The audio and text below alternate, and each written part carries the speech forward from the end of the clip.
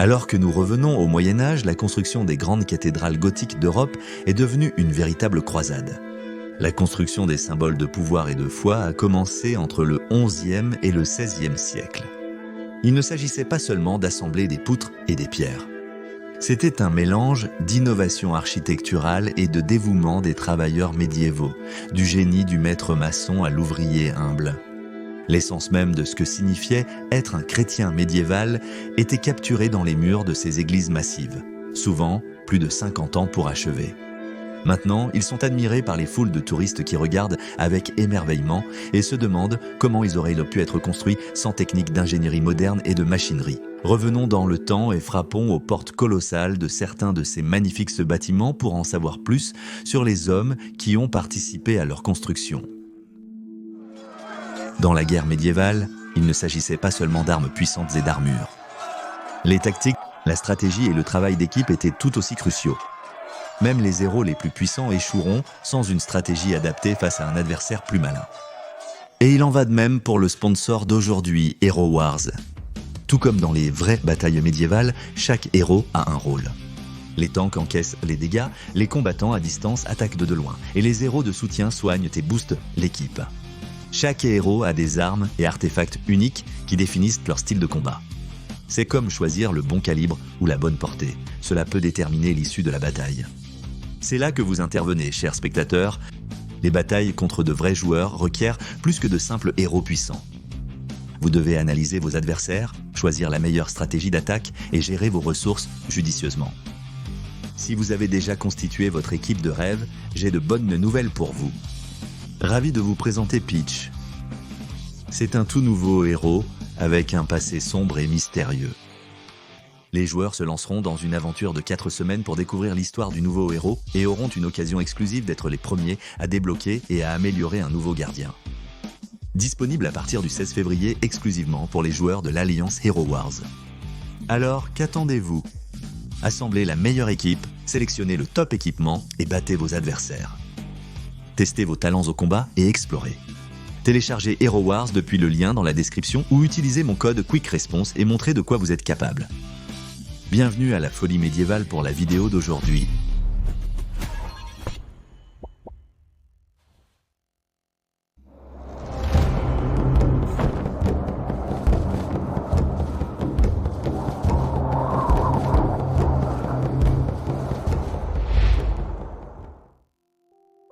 Construire un escalier vers le paradis.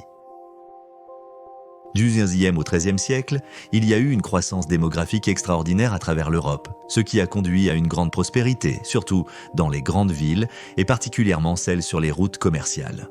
Bien qu'il y ait déjà de nombreuses grandes églises romanes, elles étaient bien trop petites pour les centaines de paroissiens qui avaient maintenant besoin d'un lieu de culte et il y avait fréquemment des incendies dans les bâtiments en bois. Les dirigeants de la ville voulaient des symboles tangibles de leur richesse et de leur statut, et ainsi est née l'idée de construire d'immenses cathédrales à la gloire de Dieu. En plus des travailleurs hautement qualifiés, la construction de cathédrales nécessitait un financement considérable. Non seulement des citoyens riches, des évêques et du clergé, mais aussi des fidèles et des pèlerins. Un élément important dans la pratique de l'Église catholique médiévale était la vénération des saints, et les pèlerinages qui l'accompagnaient vers les lieux où les reliques de certains saints étaient enterrées et honorées. Plus un saint était populaire, plus une église pouvait espérer recevoir de dons et de bénéfices de leurs fidèles, et en retour, le fidèle pouvait espérer une aide divine, une bénédiction ou une guérison en étant près des restes physiques du saint. Plus d'argent permettait d'accélérer la construction. Pendant la période normande, Winchester, une cathédrale monumentale, a été construite en moins de 20 ans. Cependant, les travaux de construction de la cathédrale gothique Notre-Dame à Paris étaient souvent interrompus par manque de fonds avant de reprendre. Là-bas, les travaux de construction ont commencé en 1163, mais ce n'est qu'en 1270 que le transept sud et la rosace ont finalement été terminés. Mieux ensemble. Les guildes médiévales étaient une confrérie de marchands ou d'artisans qui se rassemblaient pour se protéger, se soutenir mutuellement et promouvoir leurs intérêts professionnels. Chaque guilde était aussi chargée d'établir les réglementations et les normes de qualité pour son industrie spécifique. Les guildes d'artisans médiévales étaient des alliances des artisans d'un métier particulier.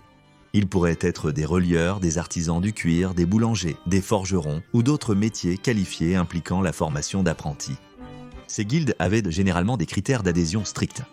De nombreuses villes médiévales avaient des ateliers familiaux d'artisans qualifiés. La plupart étaient des hommes, mais les femmes et les filles participaient à des métiers qualifiés comme la broderie, le tissage et la tapisserie. Cependant, les garçons avaient le plus d'opportunités de formation et d'apprentissage. Les guildes d'artisanat avaient 3 catégories, apprentis, compagnons et maîtres. Le maître, un expert chevronné, était sélectif dans le choix de ses apprentis. Les garçons, au début de l'adolescence, recevaient gîtes, couverts et vêtements en contrepartie de leur travail. L'apprentissage avait une durée fixe de 5 à 9 ans. Les apprentis charpentiers apprenaient à lire des plans et utiliser les outils. Une fois leur apprentissage terminé, le jeune homme devenait charpentier compagnon et voyageait de ville en ville pour acquérir de l'expérience en travaillant sur divers projets de construction. Avant de pouvoir devenir un maître charpentier, le compagnon devait présenter un chef-d'œuvre à la guilde des charpentiers pour qu'il l'évalue. Ce n'est que lorsque le chef-d'œuvre avait été approuvé que le compagnon pouvait établir son propre atelier et former son propre apprenti. Leurs outils incluaient des haches, des scies, des maillets, des rabots, des équerres et des niveaux, démontrant leur compréhension des mathématiques et de la géométrie. Les charpentiers devaient aussi maîtriser les assemblages à mi-bois, à queue d'aronde et à tenon et mortaise. Ils étaient responsables de la sélection du bois approprié pour le projet. La construction des cathédrales a nécessité une grande quantité de bois pour les toitures, les poutres, les treuils, les plateformes et les échafaudages. Au plus fort de la frénésie de construction gothique à la fin du Moyen-Âge, il y avait une pénurie d'arbres à bois dur comme le chêne et le noyer, donc des bois plus tendres comme le pin étaient utilisés pour les échafaudages. Les anciens échafaudages étaient même recyclés et déplacés d'un chantier à un autre pour être réutilisés. Des grues et des mécanismes de poulies étaient utilisés pour soulever les matériaux jusqu'aux échafaudages dans les parties supérieures du bâtiment. Et on peut encore voir des trous de bûches taillés dans la structure de nombreux châteaux et cathédrales médiévaux. Ainsi que dans les travaux structurels à l'intérieur des cathédrales, le charpentier est devenu un artiste habile travaillant sur des sculptures religieuses et mythologiques, des stalles de chœur en bois finement sculptés, des panneaux, des chairs ornées, des couvertures de fonds baptismaux et d'énormes portes. Tout ce travail minutieux devait être réalisé selon les spécifications des dessins et plans architecturaux qui leur étaient donnés par le maître maçon. Les superstars gothiques. Les maçons travaillaient avec de la pierre. Ils produisaient des blocs qui pouvaient être utilisés dans les murs ou pour sculpter des colonnes, des arcades et des fenêtres. Lors de la création des cathédrales gothiques, une grande partie de leur travail était très décorative.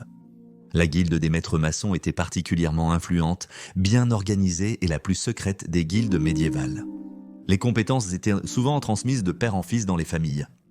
De nombreux maîtres maçons de l'architecture gothique primitive ont été oubliés, mais des maîtres maçons plus tardifs tels que Tinfrit, Godwin Greatsith et Leofrid Hudson qui ont construit l'abbaye de Westminster à Londres pour le roi Édouard le Confesseur sont devenus bien connus. Tout comme Jean de Charles qui a travaillé sur la Notre-Dame de Paris et Pierre de Montruel qui était un maître à la basilique Saint-Denis. Aide de Montruel, qui était peut-être le père de Pierre, était le maître maçon de Louis XI de France. Il conseillait le roi sur toutes les questions architecturales et a construit la chapelle de l'hôtel Dior, le plus ancien hôpital public de France, et a travaillé sur diverses églises à Paris. Une autre célèbre combinaison de père et fils constructeurs était la famille Parlé.